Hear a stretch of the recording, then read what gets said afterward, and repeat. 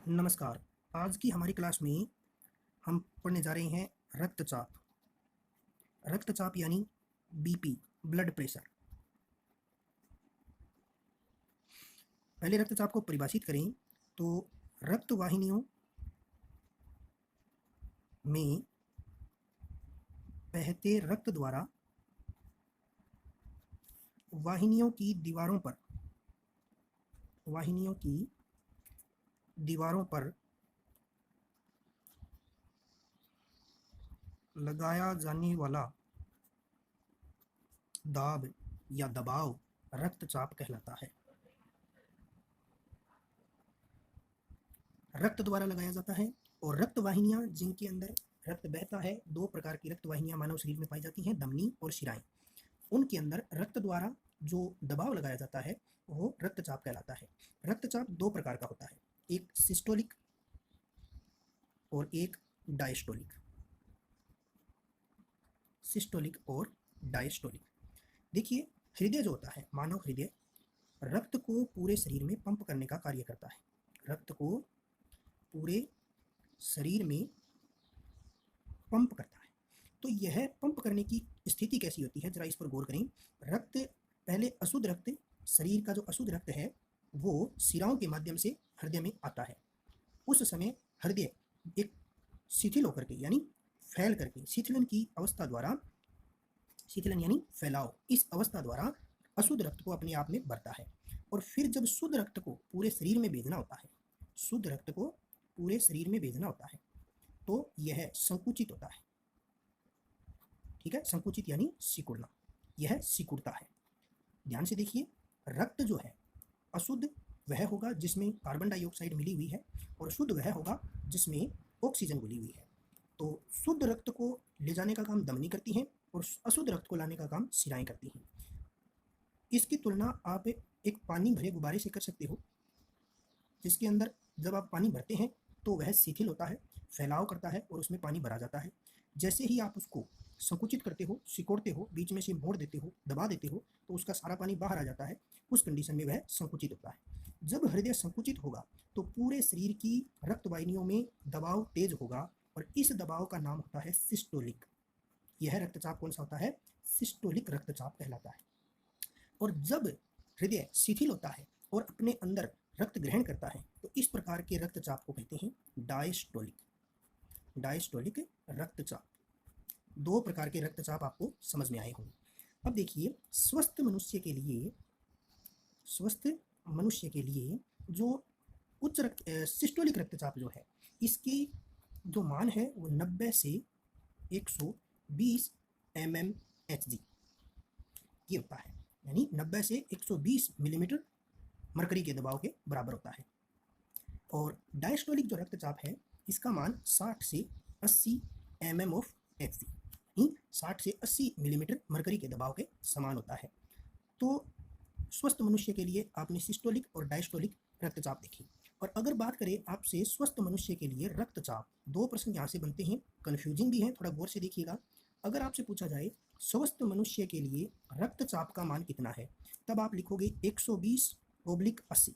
इसका मतलब होगा कि ऊपर की संख्या 120 सिस्टोलिक रक्तचाप दिखा रही है और नीचे की संख्या 80 डायस्टोलिक रक्तचाप दिखा रही है, यानी ये रक्तचाप हो गए दोनों। और अगर आपसे पूछे स्वस्थ मनुष्य के लिए सिस्टोलिक रक्तचाप कितना होना चाहिए, तो 90 से 120 mmHg, और अगर डायस्टोलिक पूछे तो 60 से 80 mmHg। ये तीन क्वेश्चन यहाँ पर कंफ्यूजिंग है, इनको बार बार देखें और कंफर्म करें। अब इसके बाद में रक्तचाप का मापन किससे किया जाता है? रक्तचाप का मापन मापते कैसे इसको? रक्तचाप का मापन होता है जी रक्तचाप मापी। बड़ा ही सिंपल नाम है, रक्तचाप नाम याद रहेगा, वहीं पर आपको रक्तचाप मापी याद रह जाएगा। लेकिन एक नाम इसका जो इंग्लिश नाम है वो भी आपको याद कर लेना है, वो है स्फाइग्नोमैनोमीटर। ये मुश्किल नाम है, जितना रक्तचाप मापी आसान है उतना ही स्फाइग्नोमैनोमीटर मुश्किल नाम है, लेकिन आपको दोनों नाम याद रखने हैं। रक्तचाप का मापन सबसे पहले किस वैज्ञानिक ने किया था? तो रक्तचाप का मापन सबसे पहले स्टीफन हेल्स ने किया था। स्टीफन हेल्स ने 1733 में किया था रक्तचाप का मापन। रक्तचाप का मापन।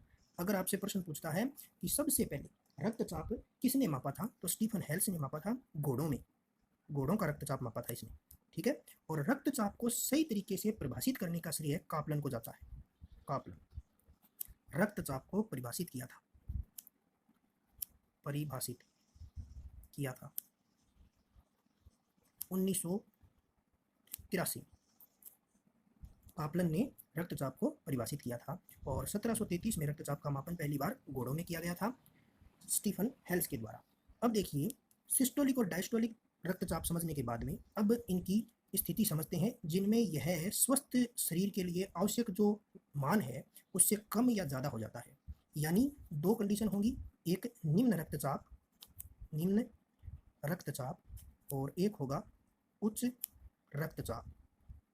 इसको कहते हैं लो बीपी और इसको कहते हैं हाई बीपी। सामान्य सी परिभाषा है जिसमें वह रक्तचाप जिसमें वाहिनियों के अंदर दबाव सामान्य से कम होने लगे, वह रक्तचाप जिसमें वाहिनियों के अंदर रक्त का दबाव सामान्य से कम होने लगे उसे निम्न रक्तचाप कहेंगे, और वह रक्तचाप जिसमें वाहिनियों के अंदर रक्त का दबाव सामान्य से उच्च होने लगे उसे उच्च रक्तचाप कहेंगे। क्लियर है। अब निम्न रक्तचाप में रक्त का दबाव कम होगा तो रक्त का प्रवाह भी कम होगा। रक्त का दबाव कम होगा तो रक्त का प्रवाह भी कम होगा, और रक्त का प्रवाह कम होगा तो जिन अंगों में रक्त का प्रवाह कम होगा वे कमजोर होते चले जाएंगे। क्यों? क्योंकि रक्त ऑक्सीजन लेकर के जाता है, और अगर अंगों को ऑक्सीजन नहीं मिल पाएगी तो वे अंग क्षतिग्रस्त हो सकते हैं, कमजोर पड़ सकते हैं, काम करना बंद कर सकते हैं। तो इस कंडीशन में निम्न रक्तचाप में क्या होगा, वह रक्तचाप जिसमें रक्त का प्रवाह सामान्य दर से कम होता है, या वह रक्तचाप जिसमें वाहिनियों में रक्त का दबाव सामान्य से कम हो जाता है उसे निम्न रक्तचाप कहते हैं। इसमें रक्त का प्रवाह कम होने के कारण कुछ अंगों में, कुछ इंद्रियों में या कुछ अंगों में रक्त पहुंच नहीं पाता है, जिससे वे सामान्य रूप से या फिर स्थायी रूप से क्षतिग्रस्त हो सकते हैं, काम करना बंद कर सकते हैं। तो ये लो बीपी हो गया। और उच्च रक्तचाप कब होगा, जब रक्त का प्रवाह तेज होने लगे, रक्त का प्रवाह तेज हो जाए। रक्त का प्रवाह तेज होगा तो उस कंडीशन में रक्त जो है तेजी से अंगों के पास पहुंचेगा, और उस स्थिति में व्यक्ति कांपने लगेगा, उसके हाथ पैर जो हैं वो कंपाने लगेंगे, क्योंकि रक्त का तेज प्रवाह भी कोई अंग ज़्यादा देर तक सहन नहीं कर सकेगा, और इस वजह से भी व्यक्ति को नस फटना, दिमाग के अंदर किसी प्रकार की क्षति होना, ऐसी संभावनाएं हो सकती हैं। रक्तचाप हार्ट से तो डायरेक्टली रिलेटेड है, हृदय आघात यानी हार्ट अटैक आना, ऐसा तो दोनों ही प्रकार के अंदर संभव हो सकता है। इसलिए निम्न रक्तचाप और उच्च रक्तचाप का इलाज बहुत ज़रूरी है। तो अब बात करते हैं कि उच्च रक्तचाप और निम्न रक्तचाप में किस प्रकार का भोजन खाना चाहिए। दोनों के लिए ही, यानी रक्तचाप से जो ग्रसित व्यक्ति है, यानी उच्च या लो बीपी या हाई बीपी, इन दोनों से ग्रसित जो व्यक्ति है उसको किस प्रकार का भोजन करना चाहिए। पहला, सोडियम तत्व की बजाय पोटेशियम तत्व का उपयोग करें। पोटेशियम तत्व का उपयोग करें। आपने देखा होगा कि जिन लोगों को बीपी की समस्या होती है उन्हें डॉक्टर नमक का प्रयोग कम करने के लिए कहता है, क्योंकि नमक सोडियम क्लोराइड से बनता है, और सोडियम तत्व का उपयोग करेंगे तो वो रक्तचाप में सुरक्षित नहीं है। दूसरी, जो डिब्बा बंद और पैक्ड सामग्रियां हैं, डिब्बा बंद और पैक्ड सामग्री जो है, भोज्य सामग्री, उनका सेवन ना करें, सेवन ना करें या उनका सेवन करने से बचें।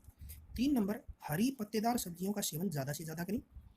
हरी पत्तेदार सब्जियां अधिक से अधिक खाएं। और चौथा जो है, साबुत अनाज जैसे चना भिगो करके अंकुरित करके खाना, मूंग, मोठ, इस प्रकार के हमारे राजस्थान में प्रचलित जो अनाज हैं, इन अनाज को भिगो करके खाने की जो परंपरा चली आ रही है उसको भी एक साबुत अनाज के तौर पे खाया जाए तो वह बीपी के अंदर जो फायदेमंद होता है। उसके अलावा भोजन में दूध और मैग्नीशियम, यानी दूध और मैग्नीशियम जो है, आपको दूध कैल्शियम की पूर्ति करेगा और जो दूध से मिल जाएगा, और इसके साथ मैग्नीशियम जो है उसका स्रोत होता है केला। मैग्नीशियम का अच्छा स्रोत होता है केला, तो दूध और केला भी भोजन में खाया जा सकता है। रेशे युक्त पदार्थ, रेशे युक्त पदार्थ जैसा कि मैंने पहले जिक्र किया, हरी पत्तेदार सब्जियां, वो रेशे युक्त पदार्थ खाएं। और वनस्पति घी जो होता है, संतृप्त वसा यानी वनस्पति घी, या जिसे अपनी भाषा में आप डालडा घी भी बोल सकते हो। यह वसा नाम आया है तो घी तेल इत्यादि को क्या करना चाहिए, कम उपयोग में लाना चाहिए। धूम्रपान, मदिरापान ये तो किसी भी रोग के अंदर या बिना रोगी व्यक्ति को भी नहीं करना चाहिए, तो ये तो आप शामिल कर ही सकते हो। तो रक्तचाप से ग्रसित व्यक्ति के लिए आपके सामने बहुत से पॉइंट हैं। अगर प्रश्न पूछ लिया जाता है कि रक्तचाप से ग्रसित व्यक्ति को किस प्रकार का भोजन करना चाहिए, तो पहला पॉइंट तो ये है पोटेशियम युक्त तत्वों का उपयोग करें, पोटेशियम युक्त भोजन खाएं, डिब्बाबंद और पैक्ड सामग्री ना सेवन करें, हरी पत्तेदार सब्जियां अधिक से अधिक काम में लें, साबुत अनाज खाएं, कैल्शियम के लिए दूध और मैग्नीशियम के लिए केला, रेशे युक्त पदार्थ ज़्यादा से ज़्यादा खाएं, संतृप्त वसा, घी, तेल इत्यादि को कम करें। और अंतिम पॉइंट आप लिख दोगे, जो धूम्रपान और मदिरा सेवन है इनसे बचें। तो आज के लिए हमारा रक्तचाप का जो टॉपिक था वो इतना ही। धन्यवाद।